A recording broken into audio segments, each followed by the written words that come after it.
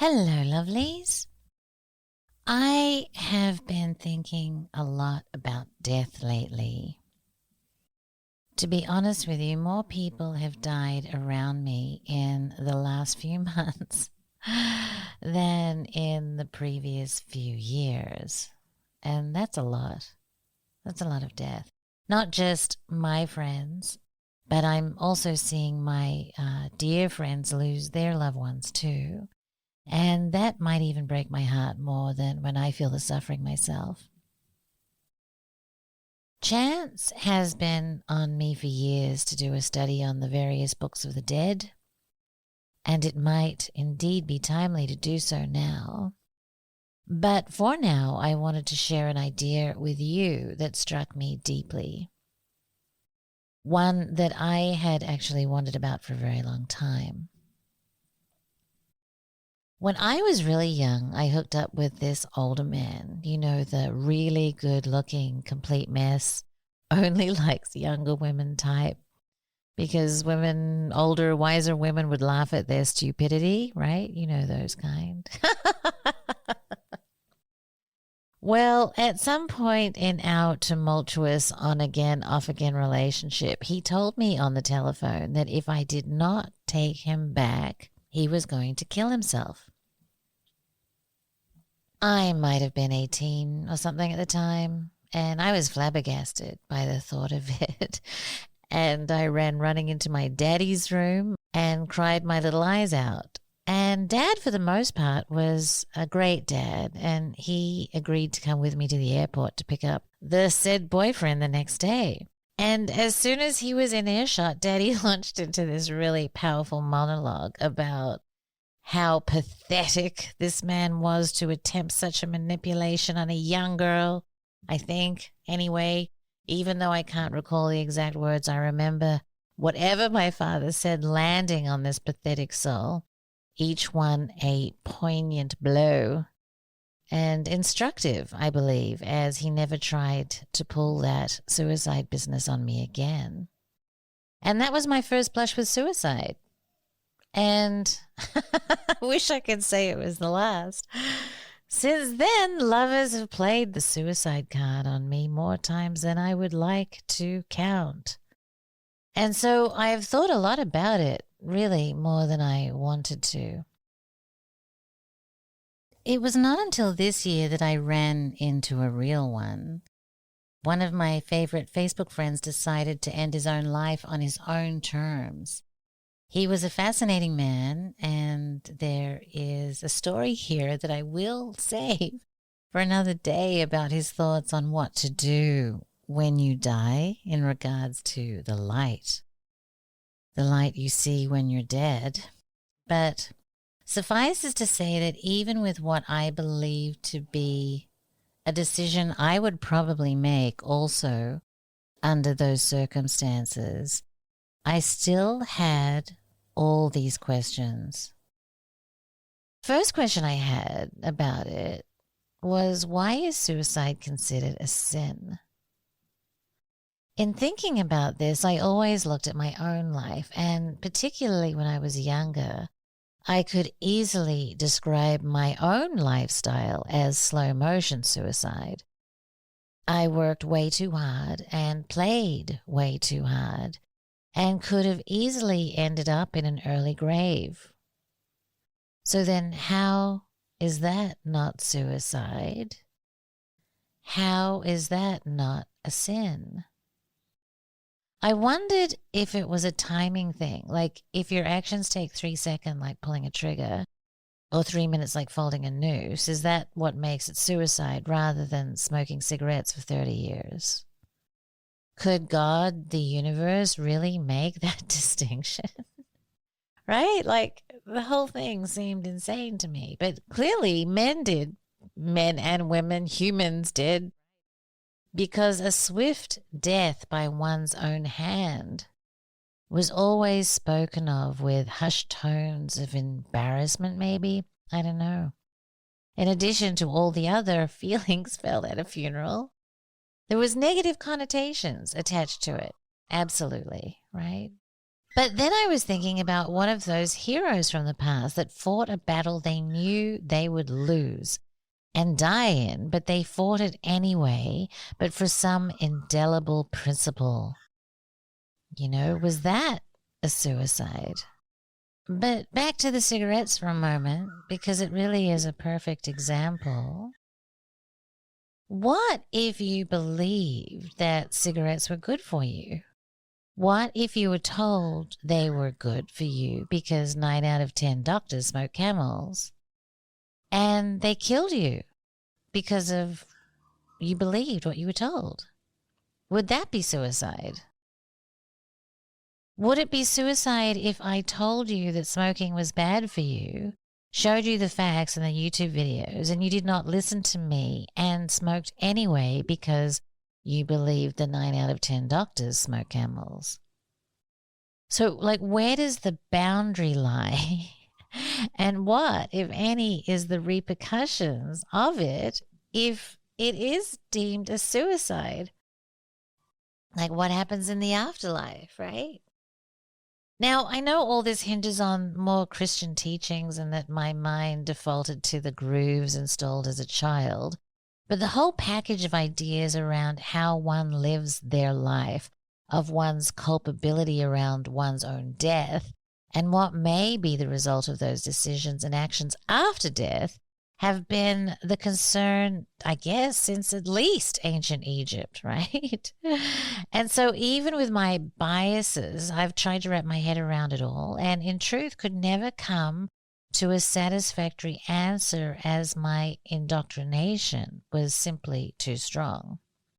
So the other night I couldn't sleep, and there was a YouTube called "It's Time You Knew the Whole Truth, But Don't Freak Out." Well, of course I had to click on that. And to my surprise, it was a recording of Esther Hicks talking to a man whose mother had suicided a week earlier. And I'm like, not for me. I really haven't listened to any Esther Hicks. And I was about to click off when Esther said, "Well, it must have been a tremendous relief for her. Was it for you?" That's my best Esther voice. Her comment and her question were so direct that it simply stunned me. There was no nuance of shadow or pity or judgment or the usual negative connotations that I was used to hearing, including within my own head when the topic was being explored. She had me hooked. This felt like the first time I'd been introduced to an alternate view on the subject, even though I was taught that every soul chooses its own death. That idea had not landed until that moment. I will play it for you, but before I do, I want to share with you why I thought this was so important. Every day we make decisions that could affect the outcome of our lives. When the doorbell rings, do we run to the door straight from the shower and slap our head? I don't know. Do we drink and drive? Do we have that cigarette? Do we take that vaccine or do we not? Do we sleep with that hot guy without protection? Or do we be good girls and work ourselves to the bone, taking on all the stress and all the responsibility, even when it's not ours? When we make these decisions, we don't know if they might be the most critical decision of our lives or a life-ending decision. We may not even think about it at all and just go ahead and do it. But when our friends or our partners or our loved ones make these decisions and suffer the ramifications, then I know at least I, for one, had thoughts, judgments, sadness, frustration, anger, and especially anger at those that made my friends suffer for making those very decisions that ended up in their deaths. Slow or fast, faster or slower. But when the idea really landed for me that every death is self-inflicted, I was set free of that judgment. For now, anyway. Have a listen and let me know your thoughts. We want to start by acknowledging that there is only life. Yes. And that sometimes your life is focused here in this physical body. And we want you to take a sort of downstream glance as you acknowledge that everyone who you know who's in physical form is going to experience that. In other words, they're going to experience the death experience. And then we want to say, not just in an effort to soothe you or soften your resistance around this or anyone else who's listening in, but because it is absolutely the way that it is, because everyone is the creator of their own experience. Every death is self-inflicted, as is everything else. So you want to be able to say and know that every death is suicide, but the word suicide has that negative attachment to it. And the negative attachment that many people place upon it, besides the religious connotations that they have conjured, but the one that you are fashioning here is about the feeling that there could have been other ways of going about this, and shouldn't she have tried some other things? Esther remembers receiving news like this of a dear friend that she had met through her Abraham work. And when she received word that this woman had taken her own life, the thoughts that were going through Esther's mind was, this is wasted life. It's a waste because it didn't have to be that way. We had to sneak up on her when she wasn't thinking about it and sort of throw a thought in that eventually soothed her back into alignment. As we said to Esther, you can't waste life because life is eternal. So before you come into your physical body, you are a stream of consciousness, and there's no resistance in that stream. You are pure positive energy. Then you're born into your physical body, and it separates a bit just because of, even as an infant, your observation of what's going on in that limited world. Your vibration is not as pure as it was just by your attention to your surroundings and to how your parents feel and so on. For the most part, you are trained, even as little children, into a responsible observation of life experience that serves to separate you more and more. Thus, the answer that we gave to the little child who said, why are grown-ups so grumpy? The longer they live, the more they find to push against and cause further and further separation in their vibration.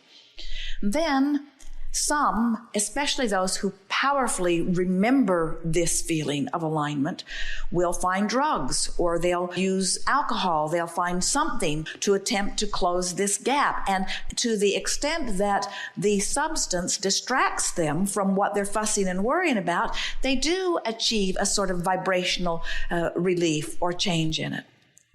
So then they're disconnected. They find meditation. They come into alignment. They come out of meditation and they start worrying again. They go out of alignment. They go to sleep. They come back into alignment. They wake up. They come out of alignment. They take a nap. They go into alignment. They wake up. They go out of alignment. They find something to appreciate. They come into closer alignment. They find something to criticize. They go more out of alignment. In other words, most people are not tending to this on purpose. But the more they live life, the more this calls them. And the more this calls them when they're doing this, the worse it feels. Until some, like your mother, who remember at very deep levels, begin to hear the call of source. And the call of source, people don't want to hear this. Sometimes the call of source, that death experience is a closing of the gap. Talk about a quantum leap. Talk about a moving of vibration powerfully, you see. There are those who want to control the conditions of your life, who would tell you that you don't even have the right about that. And we want to say to everybody who attempts to control anybody, you can't do it. And to the extent that you try to do it, you're messing up your own life. So we would say about those, like your mother, and to them as well, that decision was not easy in coming. And that powerful decision was an act of deliberate creation. And it was the ultimate in discovering what allowing truly is, because in one fell swoop, there was a releasing of all contradicted energy and a reemerging back into pure positive energy. So we know that there are many, even those in this room, who are not having any of this from us. In other words, Esther remembers another friend who had been listening to Abraham for quite some time. And she was very upset with Abraham because she felt like Abraham's perspective on death was such that it had literally given her daughter permission to take her own life. And we said to this grieving mother, "So what was your daughter's life like?" And she described briefly the intensity of the pain and struggle and strain that she was living. And we said, "And you would wish her to return right now to that rather than to this pure positive energy that she's experiencing?" And this mother said yes, and meant it, because she was still hopeful that, even though we were not using the terminology at that time about this powerful upstream battle that this woman had been fighting for a long time, she still felt that fighting that current would ultimately bring her daughter to the joy that she was seeking.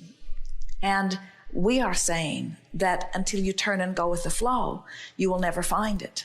And that in the death experience, you really have turned and gone with the flow. Yeah, and I don't want her back, and I wouldn't want her back in the pain. I guess the other part of my question is how do you understand 40 years of such pain? But what you understand is that she was not really unique in it, that she was like so many people. She'd been trained to fight the current. In other words, you have to understand that even as we're having this conversation that is beginning to feel so normal to you, this conversation would not feel normal with the majority of the people on the planet. In other words, the majority of the people in your nation would really take issue with what we have just spoken just now about your mother's death. Many of them would want to damn her to hell forever. And they would want to make an example of her, of what others should not do, but they know not about the eternal nature of their being. When you find those thoughts that you are pushing so hard against, we want you to feel the intensity of the separation between that thought and who you really are and what you really are knows, you see. Mm-hmm. And so don't try to figure it out. I guess that's what it is. I've been trying to figure it out. In doing so, you either have to blame her or blame your father or blame yourself or blame society or blame her parents or blame. And in doing so, all you do is buck the current that makes you more separated from who you are and ultimately could bring you to the same place of looking for a faster way of relief, you see.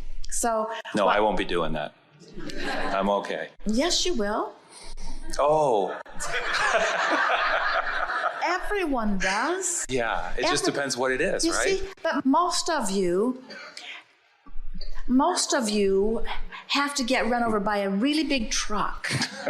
And then you say, "Oh, now I have an excuse." Yeah. Or you contract a disease and you say, "I don't want to go, but I must." Yeah. Everything that happens to everyone is done to self by self. And all of you are going to die. So stop fussing over those that just did it quicker. More soon, lovelies.